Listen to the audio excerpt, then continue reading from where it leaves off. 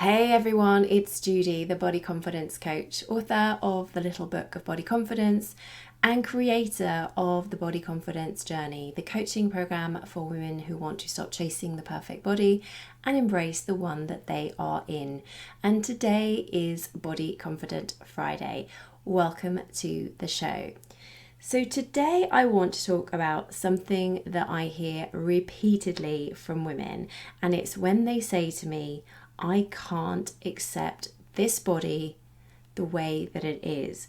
And when they say this to me, I know that what they're really worried about is that acceptance will mean that they give up on being healthy, that they will use acceptance as an excuse never to exercise, that they'll have no control over what they eat, or that they'll have no purpose if they suddenly decide that they don't want to chase the perfect body anymore.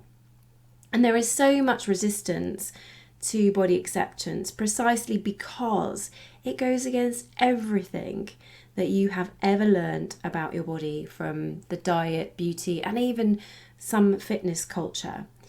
And these industries, they profit from you believing that your life purpose is to have the perfect body.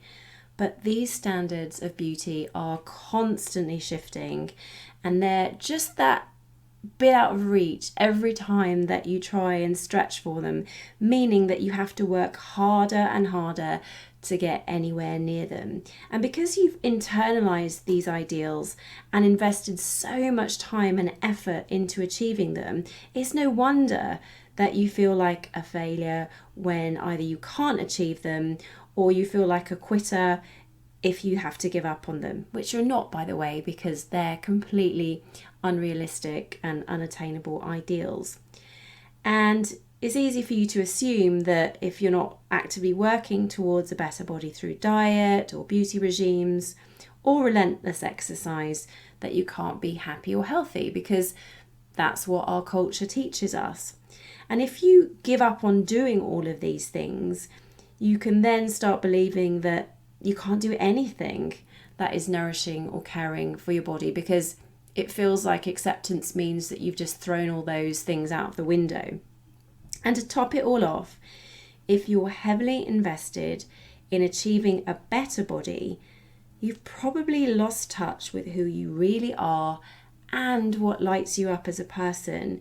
And you might worry about how you're going to fill your life if you suddenly stop chasing this ideal body. So if you feel like, I can't accept this body, I really do get it. It is hard to let go of years of conditioning and what feels like years of hard work and dedication on your part. But if you're feeling this way, the good news is that you're just not really seeing body acceptance for what it really is. And the reason for that is that the industries that profit from body insecurities will carefully create their marketing messages to make you feel like a big fat loser if you decide to embrace your body. So the subtext to all their messaging is that I can't accept this body and therefore I need to buy this product or service in order to finally feel good about it. But body acceptance actually means letting go of all these oppressive messages. And these are the messages that hold you back from living a freer, more peaceful, and a fulfilling life.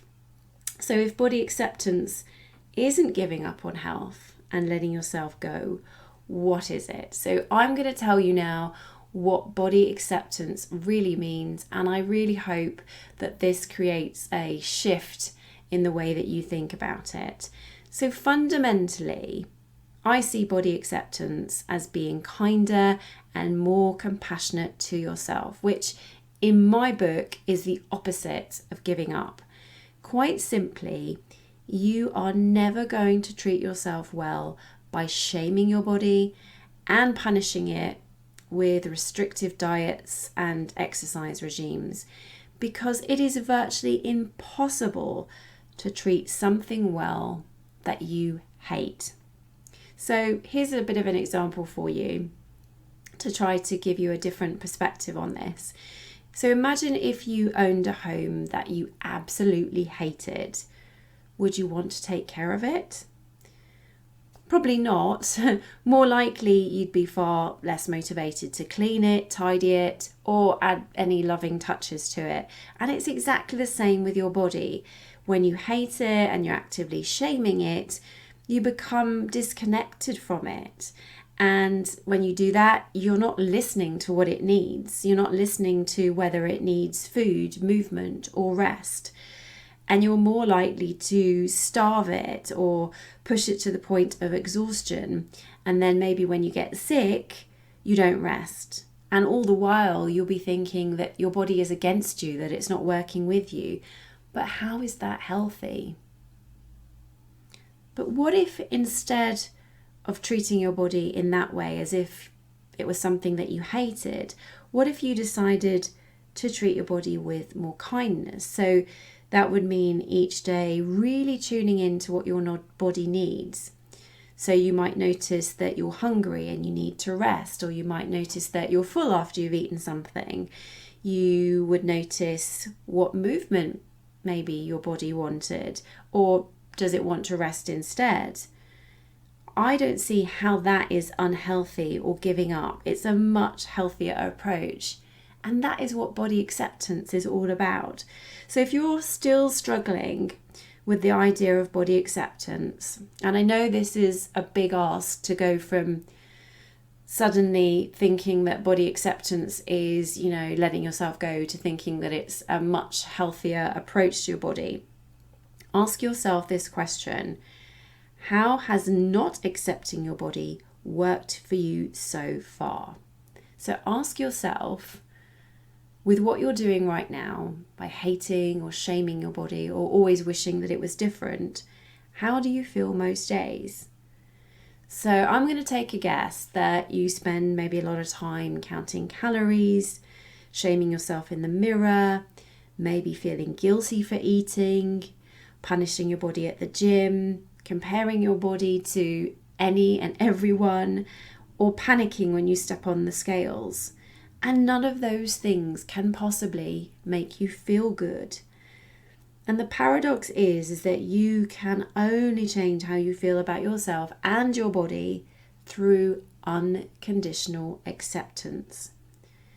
And it's acceptance that allows you to treat yourself better and feel that you are worthy.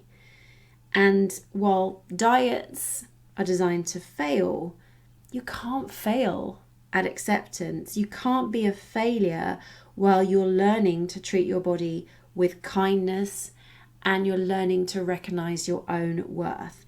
There is so much more to gain by going down the body acceptance route. So imagine this: spending less time thinking negatively about your body, moving your body because it feels good, not to burn calories, or not feeling like you have to earn your food. How might those things feel? Because when you let go of all those restrictive body ideals that keep you stuck in the shackles of body hate, your life can really start to open up. And when that happens, what might you have room for in your life?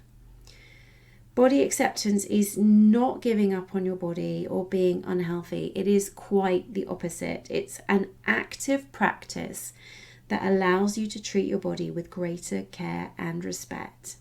And that can only be healthy, right? So I'm just going to say that sentence again because I think it deserves to be reinforced.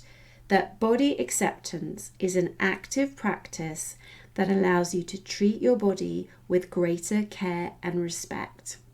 And that can only be healthy.